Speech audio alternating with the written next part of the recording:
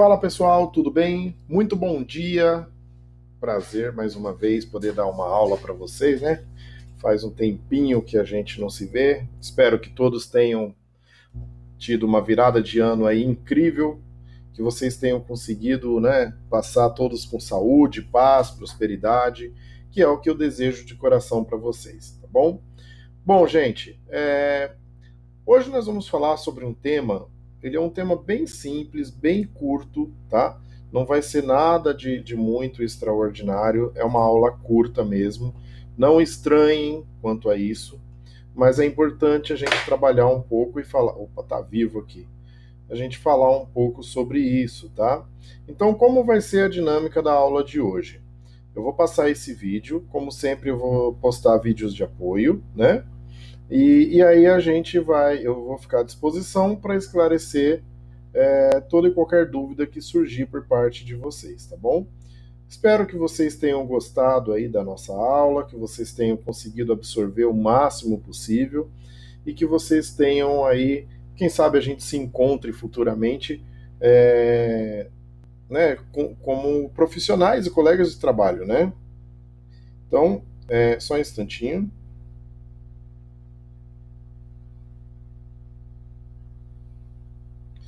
Pegando aqui uma informação que eu vou passar para vocês. Só um instante.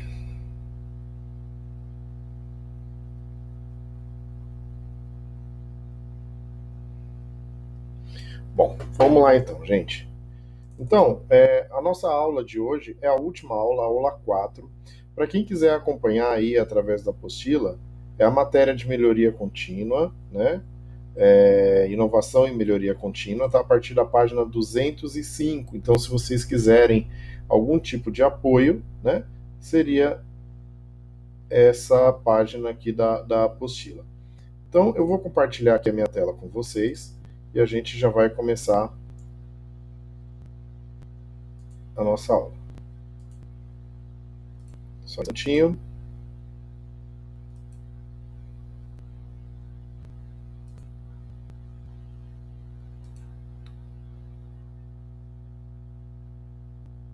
Exatamente. Então, é isso aí, gente. Nós vamos falar hoje sobre o método das 4 estações e também do método dos 6 vetores. Então, só um instantinho que estou recapitulando aqui, pegando a aula, que deu uma travada.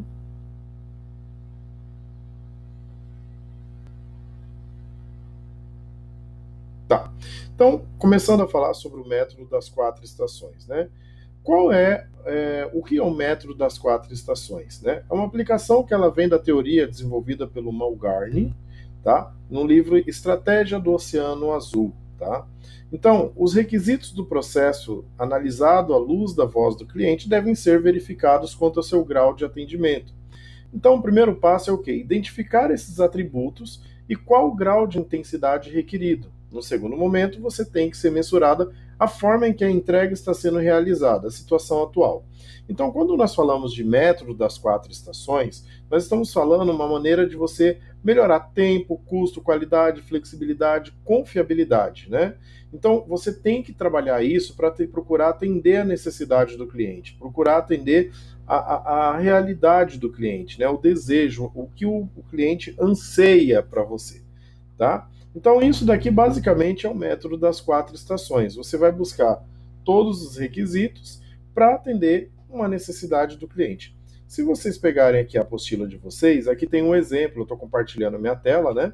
Nós temos aqui ó, o método das 4 estações. Então, aqui, etapa cadastrar. Então, você vem aqui, faz um plano de melhoria, né? E chega a isso daqui. Então, para desenhar um modelo operacional futuro, é necessário consultar o cliente sobre os seus requisitos atuais e futuro. E aí sim você trabalha dentro da estratégia. Então aqui, gente, ó, eu vou trabalhar hoje também pela apostila de vocês. Aqui nesse desenho, nesse quadro, nós temos a questão de intensidade alta e baixa, né? E os requisitos do processo. Então, à medida que você vai atendendo aqui a intensidade, você vem a linha verde trabalha os requisitos do processo e a vermelha trabalha a intensidade. Então você vai entender que você tem que trabalhar sempre muito próximo dessa linha, né? Porque se você estiver trabalhando numa intensidade que for inferior àquilo que deseja, o que seu cliente deseja, que o seu cliente aspira, infelizmente você não vai conseguir atingir um bom resultado, né? Então, a contribuição de inovação está contida nessa última análise aqui. Então, ó, observando o gráfico anterior que mostra uma situação que não é incomum, ou seja, uma situação que ela é muito comum, é possível perceber que nos atributos 1, que é esse daqui, 3, que é aqui, e 5, né, que seria esse daqui, a entrega está relativamente abaixo do requisito, né? Então, se você pegar aqui a linha aqui verde, a entrega ela tá abaixo, o requisito é a linha vermelha, olha. Então você vai ver que aqui no 1, ó, o que eu estou entregando está abaixo da necessidade do cliente, assim como no 3 também, olha. A necessidade do cliente aqui, ela subiu. E aí, aqui, por mais que a minha linha tenha subido, mas eu estou sempre abaixo. Quando eu consegui fazer, onde eu consegui superar a expectativa do cliente? Foi no 2, que é aqui a linha verde, e aqui no 4, né? No atributo 2, mostra que praticamente não existe requisito enquanto a entrega está em nível médio. Então, você vê que o requisito, o que é o requisito, gente? É a necessidade do cliente, né? Então, você vê que o cliente aqui nesse momento, gente, aqui a gente está falando de um processo, tá? Pode ser um processo de compra, compra e venda, de varejo, pode ser um processo sei lá, venda sobre encomenda, qualquer processo. A gente está trabalhando aqui algo que necessite de um processo, né? Início, meio e fim. Então, aqui o que está vermelho é o que o cliente deseja. Então, aqui você vê que no item 2, apesar da gente estar com o nosso desempenho acima da necessidade do cliente, a necessidade dele está lá embaixo. Provavelmente isso daqui você já fez o pedido, né? Digamos que seja aí uma empresa que faça aeronaves, por exemplo. Você fez o pedido aqui, então provavelmente aqui você está dentro do prazo, o cliente não está preocupado. Então por isso que acaba o requisito dele sendo abaixo daquilo que nós estamos proporcionando, né? E aí, quando você fizer aqui a análise das 4 estações, para cada atributo considerado, a última ação, que é a ação criar, são essas daqui são as 4 estações, reduzir, criar, elevar e eliminar, né? A última, criar, deve estender a outros eventuais atributos não considerados, porém de diferenciação ou importância futura. Então, eu posso criar algum tipo de requisito aqui para frente, né? E aí começar a trabalhar em cima disso. Então, quais são as 4 estações? Eu vou pegar o atributo, então eu tenho que reduzir, muitas vezes reduzir tempo, reduzir custos, né? Criar, né? Porque aí eu acabo tendo que criar uma ação. Elevar, então eu posso talvez elevar algum tipo de qualidade, alguma coisa. E eliminar, provavelmente eliminar falhas, e aí vai, né? Aqui, ó, o resultado da aplicação do método será uma descrição textual das mudanças, que deve agora ser utilizada para verificar o impacto nas atividades do processo. Então, eu tenho um processo, aqui eu vou escrever o que eu consegui eliminar nesse processo. Seja um processo de produção, um processo de licitação e compra, por exemplo, isso daí independe. O que eu consegui reduzir, o que eu consegui elevar e o que eu consegui criar. Tá? Então aqui, gente, quando nós falamos sobre o método das 4 estações aqui, eu tenho que trabalhar esses 4 elementos: eliminar, reduzir, elevar e criar. Então você vai pegar um determinado processo e aí você vai procurar saber o que eu consigo eliminar, o que eu consigo reduzir, o que eu consigo elevar e o que eu consigo criar. É claro que você não vai fazer algo aleatório, né? Você vai elevar aquilo que precisa ser elevado. Você não vai elevar o tempo de produção, por exemplo, porque isso vai trazer um resultado negativo, né? E criar também nem sempre você vai ter que criar alguma coisa, né? Aí, gente, agora nós vamos aqui para o método dos 6 vetores. Então, uma vez entendido, né, 4 estações, nós vamos falar um pouco sobre o método dos 6 vetores, tá? Então, enquanto o método das 4 estações permitiu especificar mudanças em atividades de processo, partindo daqueles requisitos do cliente, agora é necessário buscar as melhorias decorrentes de fatores internos. Então, enquanto a gente estava falando de método das 4 estações, a gente estava envolvendo o cliente, agora a gente está falando dentro da fábrica, né? Então, quais são, por exemplo, os fatores que a gente pode trabalhar? Primeiro, sugestões de usuários levantadas durante o mapeamento da situação atual. Então, você tem um processo, talvez você tenha um usuário, se for um serviço, por exemplo, e aí você vai ter as sugestões, vai fazer um levantamento, tabulação dessas informações, e aí você vai levar em conta estas sugestões. Novas normas de qualidade implementadas, então nem sempre você vai conseguir trabalhar somente com as sugestões. Então, às vezes, você tem algum tipo de norma, né? Vamos supor, você pega na construção civil, por exemplo, né? Você tem as certificações, você vai na área hospitalar, nós temos as acreditações, e aí isso daí vai fazendo com que a qualidade seja melhorada a cada dia. Então, são criados indicadores, fatores que trabalham em cima disso, e aí a gente consegue trabalhar em cima desses fatores para poder melhorar o serviço e, consequentemente, os resultados, tá bom? Novas funcionalidades de tecnologia de informação disponíveis. Então, você tem que estar sempre atualizado e quando nós falamos de inovação, você tem que estar atualizado e buscar sempre a inovação no que diz respeito à tecnologia.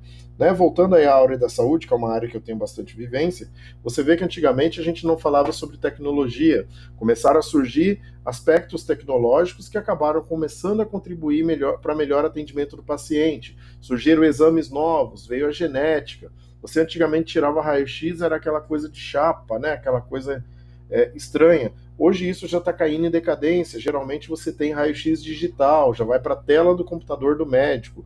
Você trabalha com prontuário eletrônico. Muitos planos de saúde, até o SUS agora começou a trabalhar, por exemplo, com a telemedicina, porque você tem que acompanhar o avanço tecnológico e não pode ficar para trás, né? Então é isso, gente. Mudanças de layout, etc. Você também tem que trabalhar sempre com isso, tá bom? Só um instantinho, gente. Deixa eu só ver aqui.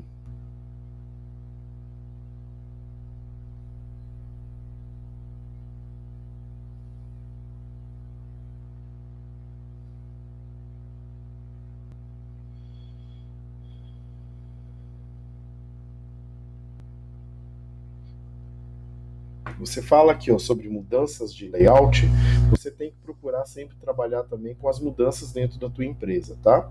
Então, gente, quando nós falamos sobre as duas visões, seja ela interna, seja ela externa, você sempre vai ter insumo para o desenho do modelo de processo operacional futuro.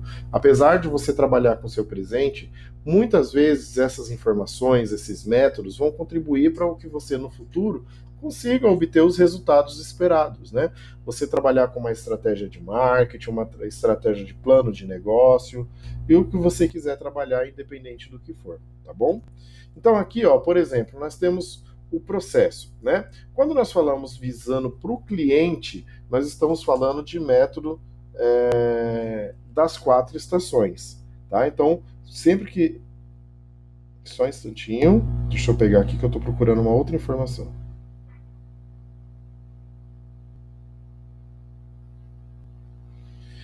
Quando você manda aqui essa informação, o cliente, quando você está avisando, focado no cliente, quando você tem um estudo, um processo voltado para o cliente, você provavelmente vai estar trabalhando com o método das 4 estações.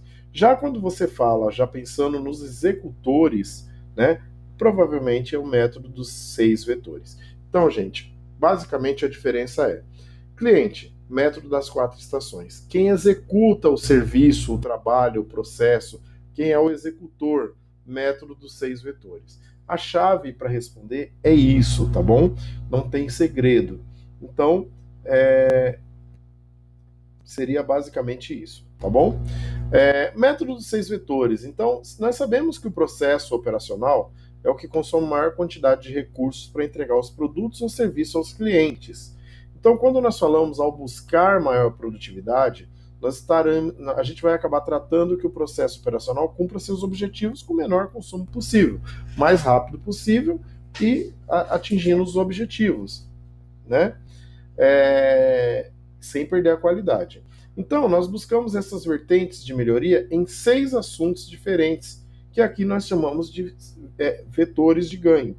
Isso daqui pode ser chamado também dos 6 vetores. Então, primeira coisa que nós temos que pensar: eliminação de atividades hoje executadas, porém não necessárias. Eliminação ou diminuição de retrabalho. Gente, retrabalho é um dos maiores problemas que as empresas enfrentam, né? Você tem que fazer mais de uma vez a mesma coisa, isso é muito complicado, né? Então, você tem que trabalhar sempre em cima de minimizar o erro. Assim como o item anterior, né? Você eliminar atividades que não são necessárias, você tem que trabalhar em cima do que você realmente precisa, tá? Possibilidade de fazer em paralelo atividades hoje sequenciais. Então, se você tem uma atividade que você consegue fazer paralelamente, seja ela qual for, e sequencial, uma coisa que você acaba complementando a atividade que você está fazendo, você também pode trabalhar com isso. Redução de consumo quantitativo e qualitativo de todo tipo de recurso. Então, quando nós falamos de recurso, gente, a gente está falando de recurso financeiro, recurso material, recurso humano. Você tem que sempre trabalhar com a redução de consumo, seja quantitativo, que é na quantidade, ou na qualidade, que é o qualitativo, tá bom? Melhoria da qualidade de execução do processo, sempre trabalhar com uma qualidade maior, buscando a qualidade total. Como eu falei, existem certificações, existem acreditações que podem contribuir muito para você no processo de produção, tá bom? Padronização para diminuir a dependência do recurso humano. Então, quando você tem aí uma padronização, você não fica preso a uma só pessoa. Existem empresas que têm atividades que só aquela pessoa sabe fazer. E se ela sair, né? E se acontecer um acidente com ela, por exemplo? Você vai ficar dependendo daquela pessoa? Por isso que o padrão é importante, gente. Você tem que trabalhar em cima de padronização, né? Porque daí você consegue, além de padronizar, você escrever aquilo que foi padronizado e qualquer pessoa que entrar, sabendo, ter um pouquinho de conhecimento técnico, é capaz de fazer e executar aquela atividade também, tá? Então aqui, ó, nós temos alguns exemplos dos 6 vetores, tá? Então, menos atividades, né? Então, quando nós falamos sobre menos atividades, então é menos tempo e mais volume, né? Menos tempo, menos custo, mais resultado, menos tempo e mais volume. Menos tempo, menos retrabalho, menos tempo e mais volume também. Menos tempo, menos custo e menos resultado. Você vê que quando nós falamos de atividade e retrabalho, são muito parecidos, né? Os dois trabalham com isso. Paralelismo, menos tempo e mais volume. Recursos, menos custos e mais resultado. Qualidade, sempre mais, né? Menos gestão, menos custo e mais resultado. Você trabalha com mais resultado e procurando diminuir custo, isso significa mais qualidade, né? E padronização, menos treinamento, menos custo, mais resultado. Mais qualidade, menos gestão, menos custo, mais resultado. Você vê que aqui, quando você tem o menos na frente, gente, você tem que procurar reduzir isso e o mais óbvio, você tem que procurar aumentar isso. Então, voltando aqui, quando eu falo menos atividades, eu tenho que procurar diminuir o tempo e aumentar o volume, porque aí eu consigo melhorar e aumentar a minha produtividade, né? Aí pegando um outro exemplo, como por exemplo a qualidade, né? Menos gestão, né? Menos burocracia, né? Menos custos, procurar diminuir os custos e procurar trazer sempre mais resultado, tá bom? Deixa eu só parar de partilhar minha tela. Bom, galera, a aula de hoje é isso. Eu vou deixar aqui alguns vídeos de apoio para vocês, somente se basear e, como de praxe, um exercício, tá bom?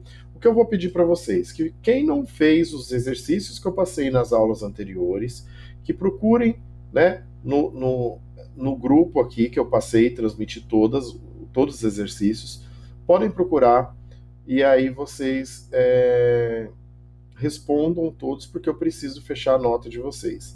Aqueles alunos que ainda não fizeram o EAD, por gentileza, também façam, tá? Para que a gente consiga fechar a nota o quanto antes. E aí, eu desejo para vocês, mais uma vez, muito sucesso. Não sei se a gente vai se encontrar por aí ainda para dar aula, ou seja, como colegas de trabalho, mas eu espero que todos vocês sejam muito mesmo bem-sucedidos, né? Que vocês atinjam todas as suas expectativas, e aí vocês têm o meu contato, qualquer dúvida, qualquer informação, vocês podem e devem me procurar, tá bom? Muito obrigado, até mais.